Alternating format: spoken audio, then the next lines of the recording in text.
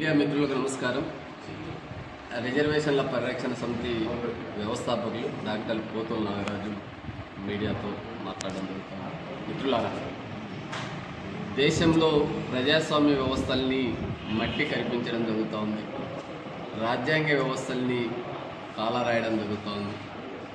ముఖ్యంగా బహుజన సమాజాన్ని రాజ్యాధికారం వైపు వెళ్లకుండా అన్ని పార్టీల్లో ఉన్నటువంటి మనువాద శక్తులు ఒక్కటే మట్టి కనిపిస్తూ ఉన్నాయి.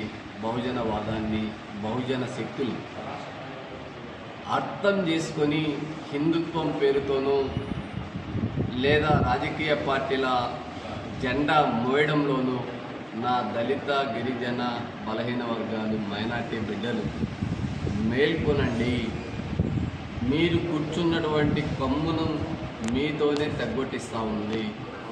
అది రాష్ట్రంలో కావచ్చు, దేశంలో కావచ్చు.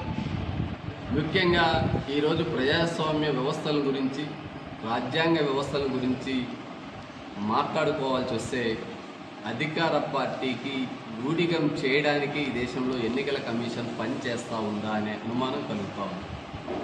ఎందుకంటే దేశంలో బలహీన వర్గాలకు, బహుజనవాదానికి, బౌద్ధ మత వ్యాప్తి కోసం అండగా నిలబడ్డ గడ్డ ఏదైనా ఉందంటే భారతదేశంలో బీహార్ రాష్ట్రం అనేటువంటిది చెప్పచ్చు.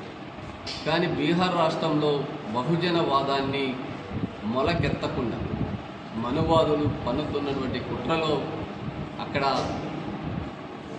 ఆర్జేడీ పార్టీ కావచ్చు, లేదా లల్లూ ప్రసాద్ యాదవ్ కుటుంబం కావచ్చు, లేదా అక్కడ రాజ్యాధికారం నిజమైనటువంటి బహుజన శక్తులకి దక్కకుండా భారతీయ జనతా పార్టీ, ఆర్ఎస్ఎస్, విశ్వ హిందూ పరిషత్, బజరంగ దళ్, ఏబీవీపీ లేదా అనేక దేవుళ్ళ పేరుతో రాముడు, హనుమంతుడు, కృష్ణుని కూడా రాజకీయాలకు వాడుకుంటున్నటువంటి నీచ నికృష్టమైనటువంటి భావజాలాన్ని, సమాజంలో విభజనవాదాన్ని తీసుకొచ్చి బహుజనవాదాన్ని మట్టి కల్పించేటువంటి కుట్రదారులు చేసినటువంటి పన్నాగంలో బీహార్ ఎన్నికలు జరిగాయి.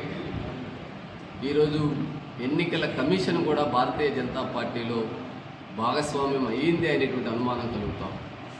ఎందుకంటే ఎక్కడైనా ఎన్నికలు జరిగే రాష్ట్రంలో అభివృద్ధి కార్యక్రమాలు కావచ్చు, లేదా ఓటర్లని ప్రభావితం చేసే అంశాలు ఏవైనా ఉంటే 6 నెలల ముందుగా ఎలాంటి కార్యక్రమాలకు ఎన్నికల కమిషన్ అనుమతి ఇవ్వదు. ఇది మనం చదువుకున్నటువంటి చదువు, ఎన్నికల కమిషన్కు ఉన్నటువంటి నిబంధన. కానీ ఈరోజు బీహార్ ఎన్నికలు మనం చూస్తే 1 నెల షెడ్యూల్ విడుదల అవుతుంది అనగా ఫైనల్ అయినటువంటి ఓటర్ లిస్ట్ నుంచి 85 లక్షల ఓట్లను మైనార్టీలు, ముఖ్యంగా యాదవులు, బీసీలు, అధికార పార్టీని వ్యతిరేకించేటువంటి ఓటర్లను తొలగించినటువంటి చరిత్ర దేశంలోని ఇప్పటివరకు ఎన్నికల కమిషన్ ఏర్పాటైనప్పటి నుంచి జరగనటువంటి అతిపెద్ద కుట్ర సవరణ పేరుతో 85 లక్షల ఓట్లను తొలగించారు.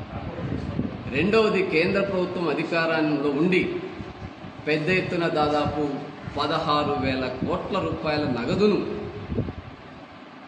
ఒకేసారి మహిళల అభివృద్ధి పేరుతో 2,25,00,000 మంది ఖాతాలోకి జమ చేయడం అనేటువంటిది ఓట్లను కొనుగోలు చేయడం కాదా? ఇది ప్రత్యక్షంగా ప్రభుత్వ నిధులు, ప్రజలందరూ కట్టినటువంటి పన్నును పెట్టి ఒక పార్టీ ఓట్లను కొనుగోలు చేస్తూ ఉంటే అలాంటి కొనుగోలు ప్రక్రియకు ఎన్నికల కమిషన్ అనుమతి ఇవ్వడం అనేది ఈరోజు ఎన్నికల కమిషన్ యొక్క విధి విధానాల్ని తొంగలో తొక్కి వారికి ఇచ్చినటువంటి హక్కుల్ని కాలరాసి భారతీయ జనతా పార్టీ అనుబంధ సంస్థగా పనిచేయడం అనేటువంటిది ఇంతకంటే అన్యాయం, అక్రమం ఎక్కడైనా ప్రపంచ ప్రజాస్వామ్య దేశాల్లో జరిగిందా, జరగబోదేమో అనేటువంటి అనుమానాలు కలుగుతాం. ఇంకా మూడవది, అధికారంలోకి రావడానికి ముఖ్యంగా ఓటైనటువంటి పర్సెంటేజ్ ఆఫ్ పోల్ ఈరోజు ఆర్జేడీకి వచ్చినటువంటి ఓట్ల శాతాన్ని మనం పరిగణలోకి తీసుకుంటే 24% ఓట్లు వచ్చి ఆ రాష్ట్రంలో ఎక్కువ ఓట్లను పొందినటువంటి పార్టీగా రికార్డు మనకు చెప్తా ఉంది. అదేవిధంగా మిగతా పార్టీల ఓటింగ్ సరళిని తీసుకుంటే వారికి వచ్చినటువంటి ఓటు రేషియోను, సీట్ల రేషియోను కంపేర్ చేస్తే దేశంలో ఉన్నటువంటి ఆర్థిక నిపుణులతో పాటు రాజకీయ విశ్లేషకులు, మేధావులు, మీడియా మాట్లాడలేనటువంటి నిస్సహాయ స్థితిలోకి వెళ్ళిపోయింది. ఇంత మోసము, ఇంత దగాని. అదే టోటల్ ఓటింగ్ రాష్ట్రం మొత్తం ఓట్లు క్రైటీరియా చూసుకుంటే పోలైన ఓట్లు 65%. 7,35,00,000 ఓట్లలో 65% ఓటు పోలైతే టోటల్గా పోలైన ఓట్లని ఆఫ్టర్ ఎన్నికల తర్వాత కౌంట్ చేస్తే 100% అంటే 7,35,00,000 ఓట్లుంటే 7,65,00,000